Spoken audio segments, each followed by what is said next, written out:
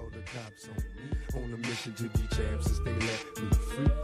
Prepare for combat, my adversaries crumble. Face it, I got a reputation for damage. Busters get ready to rumble. They lock me in a cell, have me trapped in a living hell. Though not guilty, I'm still in jail. Brother, I serve my time like a soldier. Maintain composure. My shadow boxing the fight to the death. Busting boulders. Every boxer with a pair of gloves. Best give up love. Here's a man from the makings of a thug. A lethal weapon, mind sharp. And in my heart, there's a wish to shake the world with the flurry of my black fist. Now once a high school dropout, now I'm the $1 million champ. Who's the next to get knocked out? What's going on, everybody? Welcome to another episode of Cheap Seats Boxing Show. Angelo here, running solo on this episode because it is the 4th of July weekend, so me and JP could not come together, but you will be getting a second episode from JP. You know we got a lot of shit to say about all the bullshit that went down last weekend. First things first. Follow us on Twitter, Cheap Seats Box, iTunes, rate, review. You will be the next unofficial sponsor. Please, people, help us out. Help us keep where we're at on the rankings. You can email us, and we have an email to talk about today that goes right in line with this fucking decision. Email us, cheapseatsboxing@gmail.com. Oh, man. Sorry about that, guys. Let's get right into this. Manny Paquiao versus Jeff Horn kicking off the ESPN. Oh, you know what? Before I do that, let me start off with saying this. This show was done at two different times. I did the second half of the show first and the first half of the show second. And you'll see by the tone of my voice, you won't hear the anger in my voice that you're going to hear, or the frustration in my voice that you'll hear on the first part of it, because I just didn't have time to sit down for a whole hour, so I had to break it up, and this is what we're going to get. So you'll hear some of it. And one note on, but when I first recorded the first half of the show, I was talking about Easter and Shafikov, which I really didn't see it as a robbery. I thought it was a close fight. I guess it could have went either way. I still think people gave Shafikov a lot of credit because they didn't expect him to win. But it wasn't a robbery. I'll tell you that. That'll play into the question that we got on email. So you'll hear that, and so you'll understand why the continuity's off a little bit on that. All right, so let's just get into the Paquiao Horn. I put it all together. Paquiao and Horn, ESPN kickoff. Truth be told, all I did was watch the main event. Now, I know Shane Mosley Jr. got a gift decision from what everybody's saying. Anacajas got a 7th round stoppage. But it was all about the main event, especially with what transpired. So let's just get right down to it. It kind of started off the way I thought it was going to start off, all right? Horn came out. The crowd's going crazy. He wins the first round. And let's give... I'm going to get into all the bullshit with the decision and how this fight went. I'm going to give Horn credit. He did not come in there to lose the fight. He did not come in there just to survive. He came in there to win the fight. I'll give him credit. He was dirty as shit, but he got away with it. The referee never one time warned him. Headbutts galore, cuts, fucking rabbit punches, fucking low blows, everything. He never got warned, and he kept on going to it. And I mean, you can't blame him for keeping on going, keeping going for it, since he never got this, a warning. But, fuck that referee who doesn't even give a warning for, come on, man.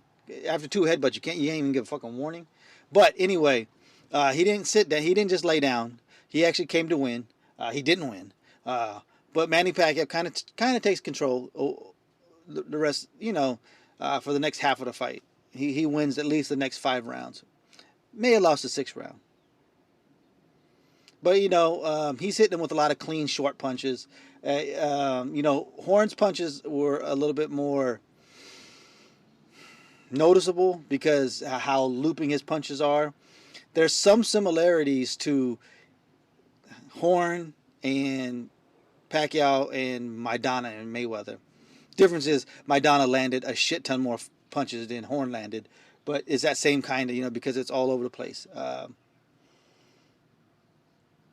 Maybe the 6th round, Horn kind of had a little bit of stand. He came back. He got his got his point across. May have won that round. And then in the I think that was the round with the first headbutt. The first clash of heads came and the blood started pouring. And he may have got that 6th round. It was a real close round. The 7th round, 8th round were pretty clear, clean wins for Paquiao. And then the 9th round comes and he damn near stops Horn. He's beating him up. He's tagging him. The legs look weak. And at the end of the 9th round, the referee goes to the corner of Jeff Horn and says, "Hey, you got to show me something," because he wanted to stop the fight. And to Horn's credit, let's give Horn credit. He could have just called it a night right there. He had already accomplished more than he wanted to accomplish, I'm sure. I mean, that most people thought he would accomplish. And in 10th round, another close round. Paquiao took his foot off the gas. I don't really know if he won that round. It was pretty close. But he did better than the round before. So a lot of people's like, I think he won that round. Probably not. 11th round was another Paquiao round. And then the 12th round, Horn finishes strong. I'll give him credit. I gave him the 12th round. I gave him 3 rounds. It was 9 rounds to 3, and then the decision comes. And you hear 117, 111. All right, that makes sense. 9 rounds to 3, a 10-8 round for the 9th round because Paquiao dominated so much. 115, 113 on 2 cards. That's a little too close, but it's a hometown call. They let it be close. And then you hear new WBO welterweight champion Jeff Horn. And it's like bullshit, man. You can't understand why and how they came to that decision. And there's a lot of things that goes into this, man. First of all, it's fucking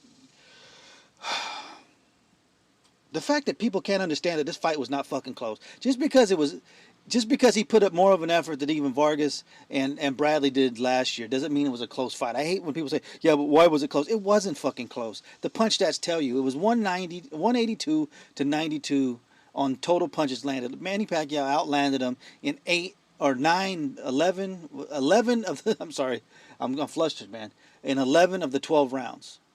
This fight was not fucking close, people. Just because somebody overperformed and Manny Pacquiao showed a lot of signs of age and rust did not mean he won this fight. It doesn't even mean that he can even be for debate that this fight was close.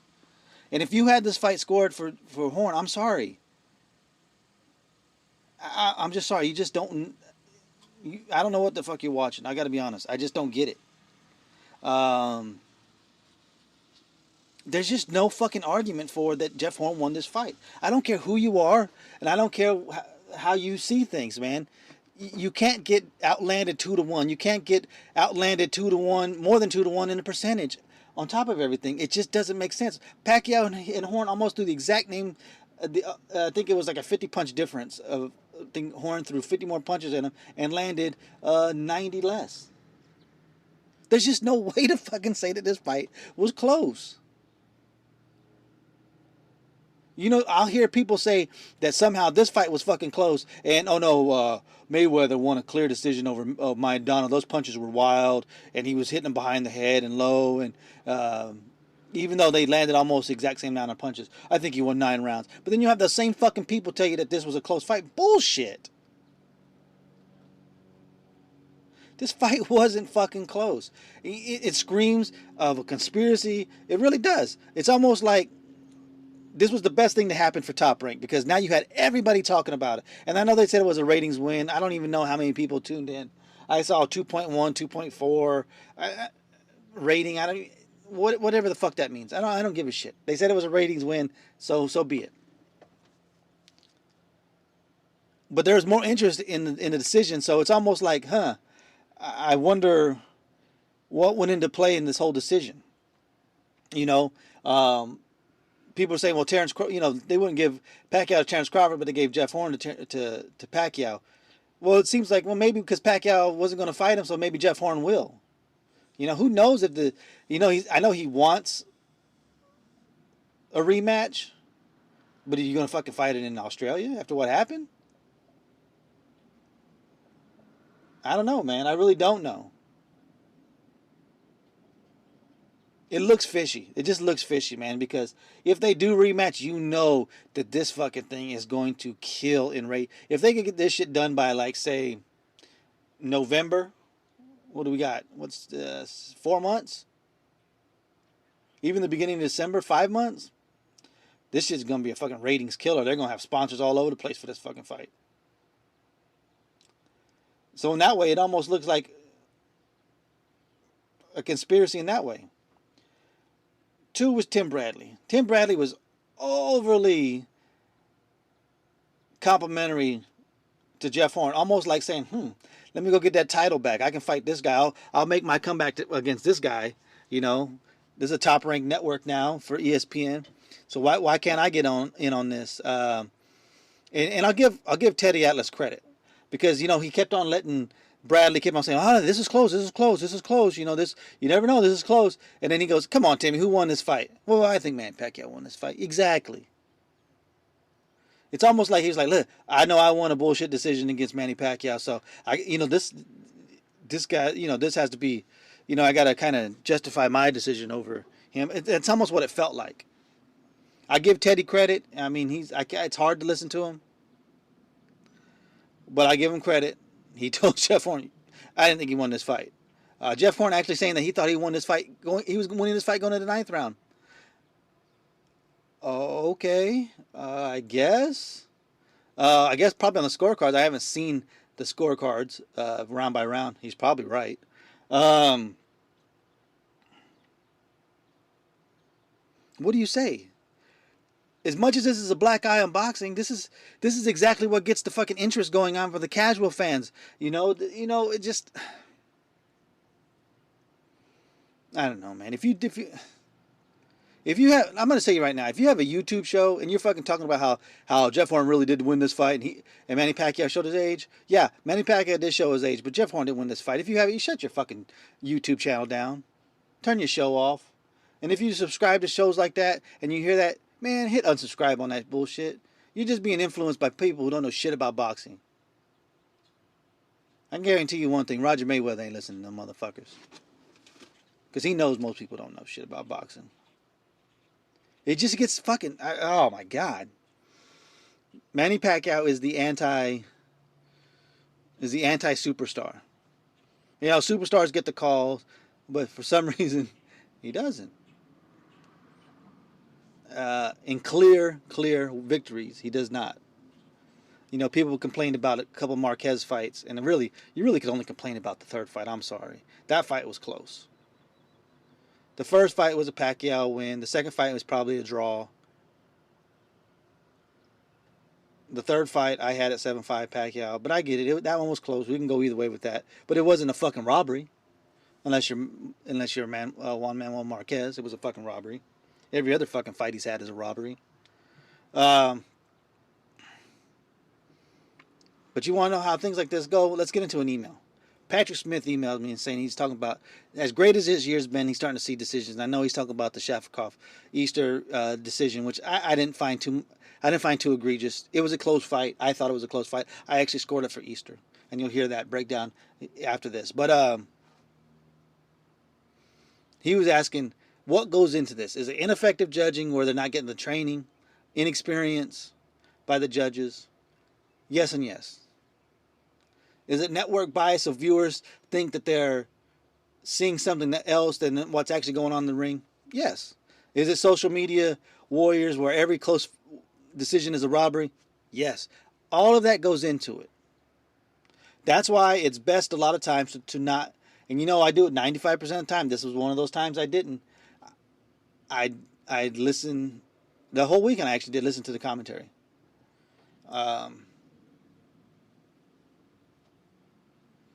It definitely can go into it, because what I saw, say, let's go to Kovalev and Ward's second fight. What I heard watching the British broadcast was totally different from what people heard when they were watching the HBO broadcast. And I was trying to figure out on Twitter what people were talking about when they were talking about a lot of borderline shots, and then you realize, HBO was saying borderline with everything. So you get it, that shit starts to play in your head, So yeah, that comes into it. So a lot of times it's best to watch a fight with no sound on. Let's be honest, these judges at ringside should be, and this is one of the things they can do. They should be in a room with just monitors in it and no talking, no, you can't hear no crowd noise. They got um, the noise canceling headphones on and shit like that, and they're just watching just what they see on the monitor, which is probably a better angle anyway, because you're seeing, it's like they're in front of you the whole time, where when you're stationary at the side, on the side of the ring, you can be blocked by the referee. You're not seeing everything clearly. So that's one way. Ineffective judging, yeah. Steve Kim said this a lot, so I'm not going to try it like it's my fucking idea. But there needs to be some accountability. When you fuck up a decision like this, you got to be taken off championship fights. And you got to work your fucking way back in. Almost like what is the English Premier League, where that bottom team, I think is what it is. Forgive me, I'm not the biggest soccer fan. Where the bottom two teams get kicked out and they drop down to the second tier division, and you got to play your way back in. You got to win that second tier division to get in to the EPL. You have to work your way back up in the championships level fights. You definitely have to have some accountability for these referees, because they just get to go unscathed. And maybe because there's only 3 and it's handpicked, maybe we got to go to 5, and then it's just a random draw of which 3 judges scores, almost like the Olympics, which one you're going to use. I know it can still be tampered with, but the more people who are in on it, the harder it is to keep secrets. Everybody knows that. So maybe they need to extend it like that. Social media, yeah, social media plays into it. That's why I said what I said on Saturday night. I was going to do the show, but I was like, nah, fuck it. I gotta calm down, because this shit is fucking pissing me off. I said what I said. I turned my phone off. I didn't even check it till the next morning, because you don't want to see what everybody's saying, because so many people are going on there and just saying shit for fucking shock value. They're FM DJ shock jocks is what they are, a lot of them on there. Every fucking close fight is a robbery. Shafikov, Easter Jr. was a robbery. It wasn't a robbery. It was a close fight. Like I said, Paquiao Marquez 3, it was not a robbery. It was a close fight. Even people who said Maidana Mayweather 1 was a robbery. No, it was a close fight. There are robberies. There are fights where it's like, no, that was clear. I mean, clear as day, there was at least 7 rounds. So, there's usually toss-up rounds where, then yeah. But a lot of times, everything is a fucking outrage. Everybody wants to be outraged, especially on social media. So a lot of times on Saturday night, I turn my shit off. I don't even turn it on until Sunday afternoon. I don't even do it first thing in the morning. It may be Sunday evening before I turn it back on. Because it's just like, I don't need to hear this bullshit. I don't need to read this bullshit. Get me all fired up and get into Twitter wars with people. I tend not to do that. I don't engage with people in Twitter wars. Even if I see what they say is bullshit, I may say one thing, and even if they respond, I don't respond back. That's it, I'm done. I said what I had to say. I'm done.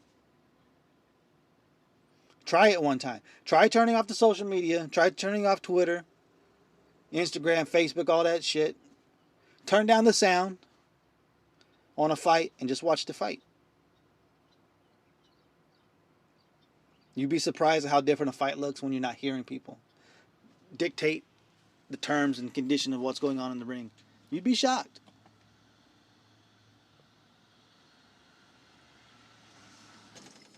Just try it. I think you'll absolutely be shocked at how different everything is when you turn off every outside influence on you and just fucking watch the fight.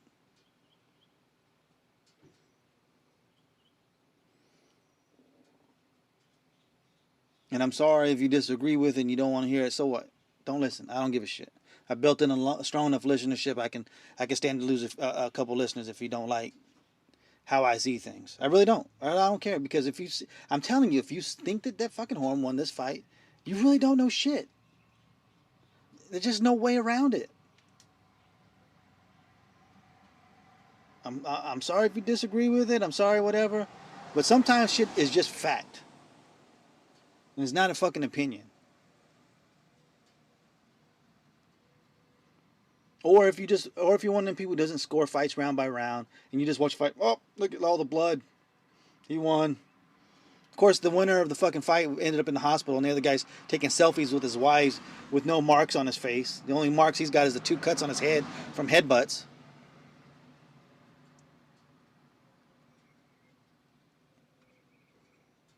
Don't let your biases influence on how you see a fight.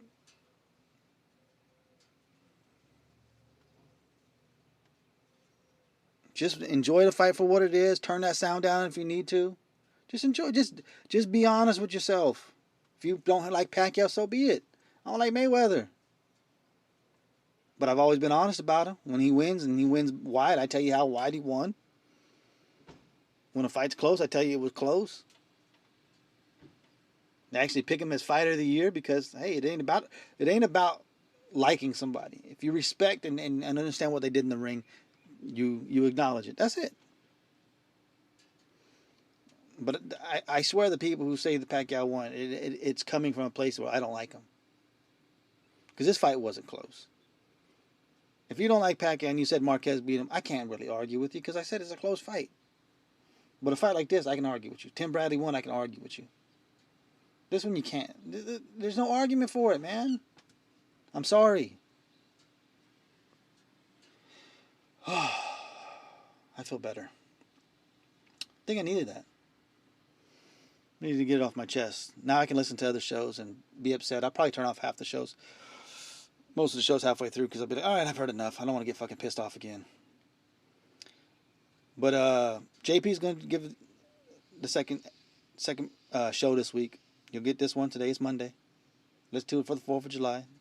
Ain't nothing more patriotic than fireworks and apple pie and fucking whining about your favorite sports. That's what we do as Americans. Again, remember, you're going to hear a different tone. This was recorded out of order. But here you go. Here's part 2. All right. Sorry about that, guys. I had to pause it and step outside. But we'll go from the Paquiao horn. We'll jump right into what started off the weekend, of course, was Bounce TV and the return of Julian J. Rock Williams. This is pretty much what we expected, though, because what it was just to kind of get his confidence back, you know. And I don't know if that's what this did, but I guess it was probably in the start in the right direction for him because Joshua Conley kind of he posed no threat. He didn't even look like he was really in there to win the fight. He was just an opponent there just to get. I think Julian Williams back on track for what they wanted, and you know we shall see. You know it's hard to tell from an opponent like this where J Rock is at this point. You know we can hope for the best. And hope he gets to where people thought he was going to get before before the Charlo fight. But we'll see what's next. But the real story from that card, of course, was the IBF lightweight title on the line between Robert Easter Jr. and Dennis Shafikov. And if you haven't seen the fight, it was a whitewash. I mean, Easter just was totally dominant. There really wasn't much Shafikov could do. Now, if you actually saw the fight, then you know that that's bullshit. That this was an actually really close, tough fight to score, back and forth. Let's be honest. A lot of people will say, well, this fight could have been 7-5 either way. But honestly, most people had Robert Easter Jr. winning the fight like I did. I had him winning 7 rounds to 5. It was a really tough, close fight. Yet 2 of the scorecards had it a complete shutout for Robert Easter. So you know right then and there.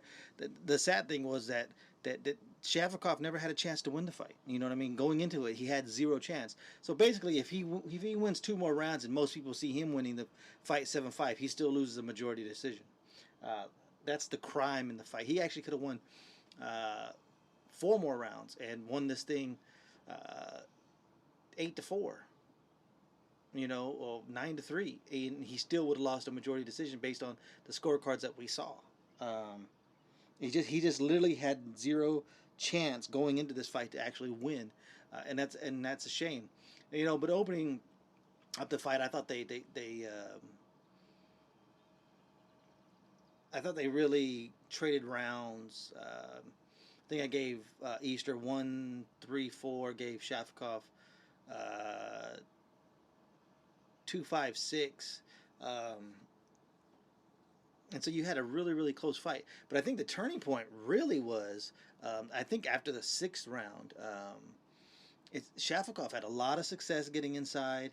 Early on, Robert Easter was trying to fight tall, which was his best avenue to win the fight, keeping Shafikov at a distance. But early on, Shafikov got in there, kept on moving to his left, almost to Robert Easter's side, and hitting him with a hook, lining him up really straight on, getting inside of his guard. And this is what we said about Robert Easter going into this fight, that he's the kind of guy, no matter what with the length of everything, he likes to mix it up. And that was part of his shortcoming in this fight. This is why it was so close. But what happened, I thought, after the sixth round was, after Shafikov had so much success through rounds 5 and 6, I thought he did such a good job that he had actually had Robert Easter going backwards for most of the fight afterwards, and which actually was the biggest downfall to Shafikov, because it made Robert Easter fight more at a distance. They would still mix it up at times, but there was more of a fight from distance, because he was so effective and so aggressive on the inside that Robert Easter actually, he had to start using the jab again. Started just pawing the jab and following with a straight right, and it actually played totally against Shafikov, because if he is not as successful and is hitting him with big shots, then I think Robert Easter is probably going to be more willing to stay in that phone booth style fight, which wasn't a good formula for him winning the fight. I had Robert Easter winning 4 of the last 6, and that's where I got the separation from. But I thought it was really close. Could you make an argument that Shafikov won? Yeah, you could, but I mean, to me, at that point, you would really be giving Shafikov every benefit of every doubt on every close round. So, I edge it more to the right guy won. It was just the way that he won that rubs people wrong. When people say robbery, and they were saying it on Twitter, the robbery was, he never had a chance. Going into that fight, it was already determined, unless he knocks him out, he's losing this fight. And that's the robbery. The legitimacy of his chance to win was taken from him going into that fight. And I think that's the biggest robbery of this whole thing. I think the right man won, but it just looked extremely shady. It was good to see, and if you guys saw this on Twitter, I posted it up, of Adrian Broner in the back during Robert Easter's post-fight interview, doing his best Sam Watson impersonation, just kind of looking down and giving that quick glance at the camera, make sure the camera can see him, making sure that he's in the picture. And it was funny because watching Adrian Broner on the side over there, he's throwing more punches during Robert Easter's fight than he actually will throw in his fight against Mikey Garcia coming up. I mean, it's funny, Adrian Broner shouldn't really not be giving anybody advice on tough fights, because he loses his tough fights. And nowadays, every fight is a tough fight for him. Every fight is a close fight. So I don't know if that's really the pattern that you want to be following. So if it would be incumbent on Robert Easter to get him a new role model, a new big brother. That's not what he wants to be, a big brother. Hate him or love him, you'd rather have Floyd be your big brother, like AB used to say, and kind of follow his footsteps of how hard he works. Nobody ever said that Floyd Mayweather Jr. did not work his ass off to get to where he's at, and to get into the shape he's in, to get into to where he can pretty much do what he wants in the ring. That's who you don't want to pattern yourself after, not Adrian Broner. Oh, let's go balloon up between fights. Let's underperform for the supposed talent that we have. But anyway, because it was an AB promotional show, that we had to see too much Adrian Broner in there. And then also, I made a mistake because I generally do not listen to commentary. But whoever that screeching ass woman was during the J-Rock fight, I just wish somebody would have grabbed the bitch and said, "Shut the fuck up." I hate hearing the screaming woman giving. I know it sounds sexist, but whatever. The screeching voice of a woman yelling instructions, like, who's not even part of the team, who's just probably, a girlfriend, a mother, or sister. It's just like, oh my god, just it makes for a terrible viewing experience when that's all you can hear, especially when the arena was so dead. The arena was totally dead until the Robert Easter Jr. fight. But hey, we'll see what happens with Robert Easter. He still has a lot of work to do if he's going to compete with the elite fighters. Not compete with them. He'll compete with anybody, but if he's going to beat some of the elite fighters at 135, Mikey Garcia, I think, just has too much for him. A guy like Jorge Linares, if he can stay away from the power, is probably going to dictate the terms of the fight to a Robert Easter. But I'm still a Robert Easter fan as long as he stays on the right track and actually learns to use his length more than fighting in that phone booth. I think that'll be the best thing for him moving forward. Let's go back to ESPN now. They announced cards coming up, and there was 2 fights, of course. I think both of them in August. Terrence Crawford trying to unify the 140 division.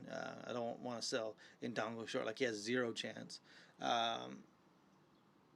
On ESPN, that is a great fight. You got the 2 champions, each holding 2 belts. To hopefully none of the fucking belt systems get in the way of that and let them unify. If you take it away from them afterwards, that's fine, but don't rob these guys of their chance to unify the junior welterweight division. Just don't do it. It's a special thing nowadays because there's 4 belts. It's so difficult to do it that you would hate to see. And let's put it like this: whoever does that, whoever goes ahead and pulls that belt, because they've given so many bypasses for Anthony Joshua and there was somebody else that I think the IBF gave a pass to. I don't know why it's slipping my mind, but gave them the pass to not defend against a mandatory. Let them please do that for Julius Ndongo and let us get this unification. Of course, the other fight that was announced was Vasyl Lomachenko and Miguel Mariaghi, which, let's just be honest, it's a bullshit fight. I get what ESPN's doing. They're putting the big boys on the network. Look,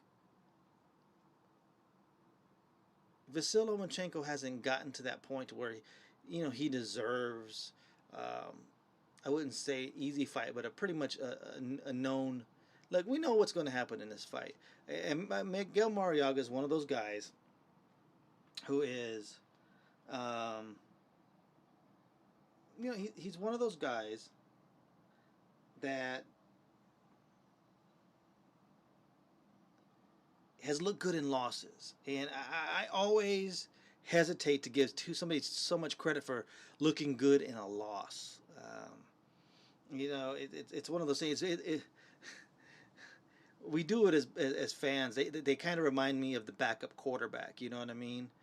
Backup quarterback down by 28 points, comes back to only lose by 7, and now everybody wants the backup quarterback to take that team and lead them after that, and you start the quarterback controversy. Miguel Mariaghi is one of those guys too. He looks good in losses. He's competitive in losses.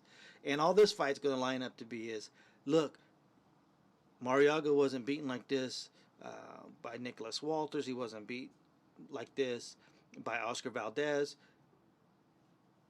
This was the most he's ever been beaten. That's pretty much all this fight's going to be. You know, and when we got into the Rigo Lomachenko thing, you know, where I know, and it was on Twitter and everything, but also, you know, hey, when you have that check mark, I don't give a shit who's running your thing. You get credit or dinged for what is said on Twitter. We know, I think it's kind of come out that Rigo, we know that he wasn't tweeting out everything of his, you know, but when there was the back and forth, you know, hey, if you need somebody to fight, I'm here to fight. Since you fell out with Salido and Lomachenko's team saying, hey, he fights at 130, and then Rigo saying, hey, I'll fight at 130. I understand that it was all from Twitter, but like I said, they called Lomachenko's bluff. And so when he comes in and says, hey, I'm fighting Miguel Mariaga, it looks like a duck. It doesn't mean it's a duck. That's just what it looks like. It's a bad look. They called your bluff. Called their bluff back. Say, hey, here's the contract we offered up to Salido. Take it. You got 1 week to accept. If you don't accept, I don't want to fucking hear from you again. But call their bluff back. That's how you shut this shit up. You know? And it gets big on Twitter and gets blown out on Twitter. But I was very fair. When Rigo ducked Lomachenko the first time, when he turned down the 500K, they had agreed on weight and everything. I called it Rigo, said everybody was like, Rigo's ducking. No. I mean, Lomachenko's ducking Rigo. No. Rigo turned down the fight, so fuck that.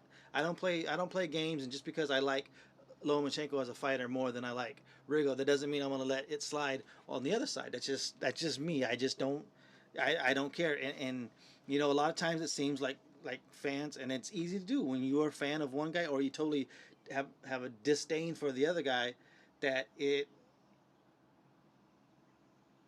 helps shape some of which side and which stance you're going to take when it comes to what happens on Twitter and whatever else, you know, because most things nowadays are negotiated on Twitter. But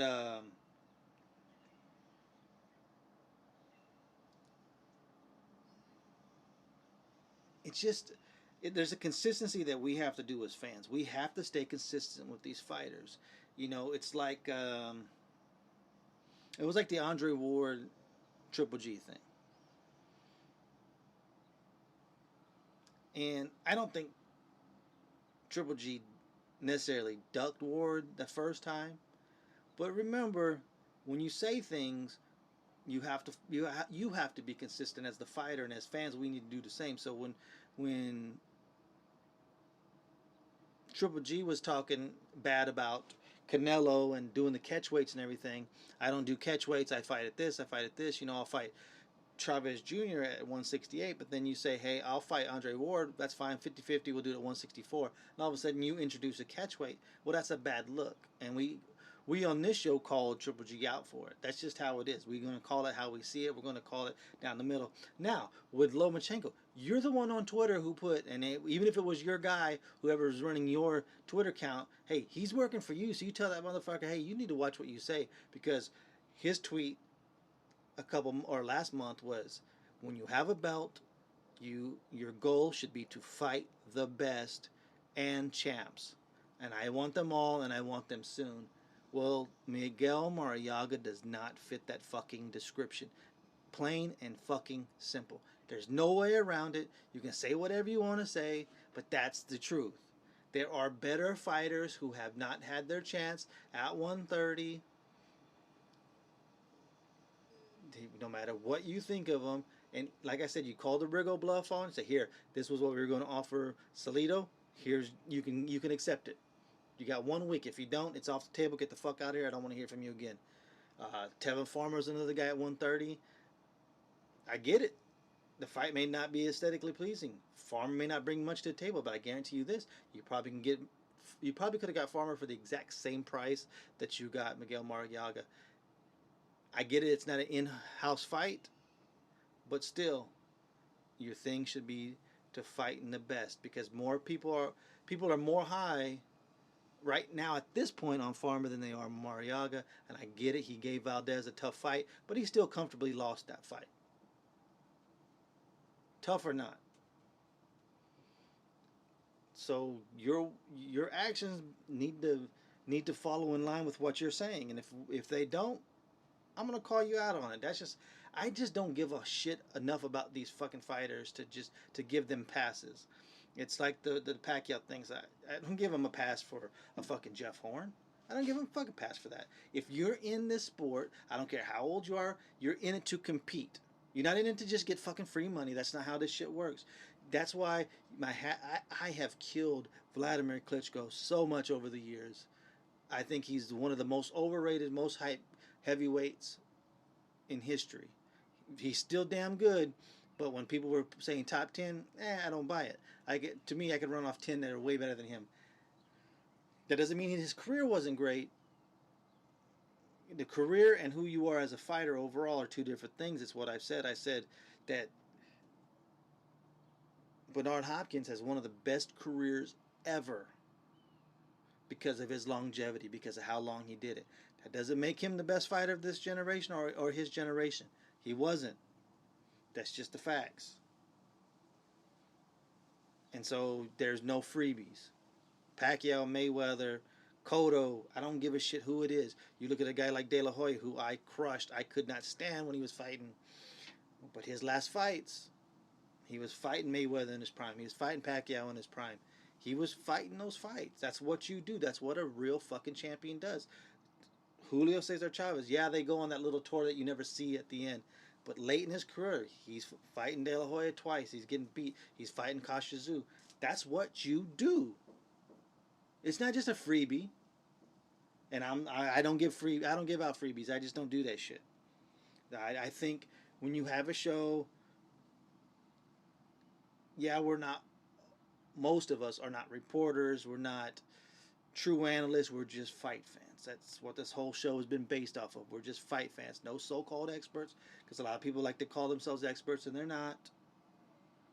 The people who keep it in perspective, we're fans. We're just dudes, and but it's still when people come to listen to your show, when there's thousands of downloads, tens of thousands of downloads every week. To me, there's a responsibility that comes like, hey, you still should be able to call it down the middle a little bit. We all have our biases. We all have the things that we lean to. But when it comes to outside the ring and negotiating fights and your talk about what kind of fighters you want to fight and then who you actually fight, that shit should line up. To me, that's just the way it is. But, it's good to see that these guys are on ESPN. Finally, let's talk about the one and only fight. Just a few minutes on this. UK, stand up. You're doing it right again. Another young on young fight. Young prospect versus young prospect. Young top prospects. And Ohara Davies versus Josh Taylor. It kind of rings of Groves to Gale. Two young, highly touted fighters. It's going to be a fun fight. I know that there's people have strong opinions in the UK about this fight, because the one thing Ohara Davies, you're either going to love him or you're going to hate him, and there's a lot of people that hate him, and it's understandable, it's justifiable. I kind of like what he did with Floyd, but the guy talks a lot of shit, and I can understand why people are turned off by him. He's flashy, he's unorthodox, he's a little wild, he's a little wide, but he's got power. And that unorthodox style can pose problems. A guy like Josh Taylor, who has got a lot of power, who's a little bit more clean, a little bit more classic in his style. To me, it's a really good matchup of styles. It's really close. I would say this is pretty much a 50-50 fight.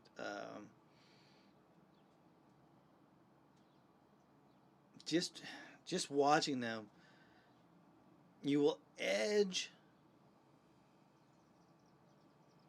Davies or Davis. I know that's how they say it in the UK, but goddamn it, IES is Davies here in the US. But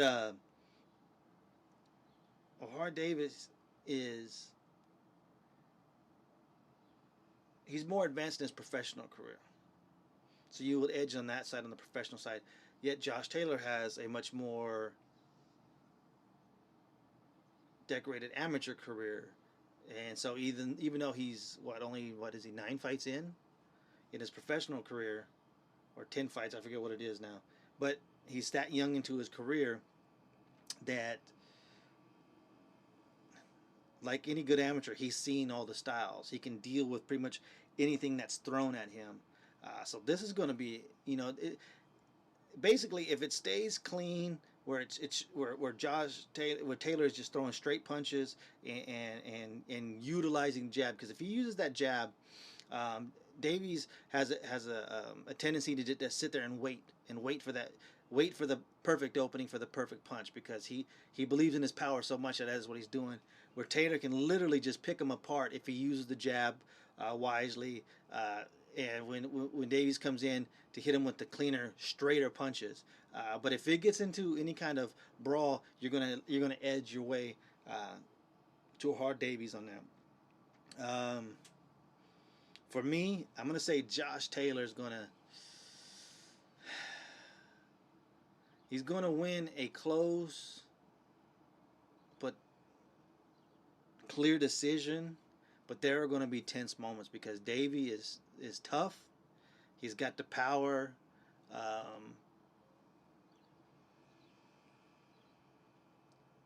It's going to be a really fun fight. Honestly, if the best thing would almost be for Hard Davies to win, is because he's the big talker, he's the shit talker, he's the guy who's a little bit more flashy than Josh Taylor. And it almost like in the Groves DeGale way, where Groves got that early win against DeGale. DeGale actually went on to accomplish more in his career, but because Groves talked and had the big punch, he scored the bigger fights. You could see that kind of same role being played by those two fighters. But I'm good with either one of them winning. This is a fight you just want to watch as a fan. And honestly, a loss really shouldn't hurt either one of these fighters, unless it's a brutal KO or somebody supposedly gets, the word exposed used a lot. But let's just hope for a good fight, a good, clean, hard-nosed battle between those two. I can't wait to see it. The good thing is it'll be over by 5 o'clock. Get to watch that shit early. There's really nothing else going on the state side next weekend. So that's good there. I can't wait to see it. I think I went pretty long on my own. But let's cut it off there. JP's going to bring you the show, his breakdown of what he saw on the ESPN card. Can't wait to hear it. I'm sure he's got some topics he wants to talk about. But hey, 4th of July week, it's hard sometimes to get it in. We knew it right away that we were not going to be able to get together and do a show. So we're going to break it up like this. Appreciate everybody listening. Again, follow the show on Twitter at Cheap Seats Box. iTunes, rate and review. Be the next unofficial sponsor. Come on, people, help us out. Help keep the show noticeable. We do so well. We're 4 on iTunes in the US. We've moved up a lot in the UK, like 17 in the UK on iTunes. We're like 5 overall on TuneIn Radio. We're 5 on Stitcher Radio. I don't know where we're on Google Play. I think we're 857,237 on YouTube, because nobody goes to the YouTube channel. All we do is just post the audio. But if you guys would please hit subscribe on that YouTube. Get that shit going up. I've never really pushed that. Keep on retweeting the show, people. I know it's been a little slow, but please, if you guys take the time out to listen and you guys follow on Twitter, just retweet the show. Just help me get out there, get a little bit more people, more eyes on it. Email me, cheapseatsboxing@gmail.com. Questions, comments, anything like that. We'd Really appreciate all the interaction, everything you guys do. Man, we really, really appreciate our listenership. All you guys who do that, who take time out, do everything, pushing the show, talking, interacting with us. We truly, truly appreciate that. Don't worry, next week we'll be back together again. But until then, like JP says, this is where the fighters fight and the fans commentate. And you know we do it just like you from the cheap seats. So we ain't buying no tickets, goddammit. Peace. Call me crazy, but no one can fake me.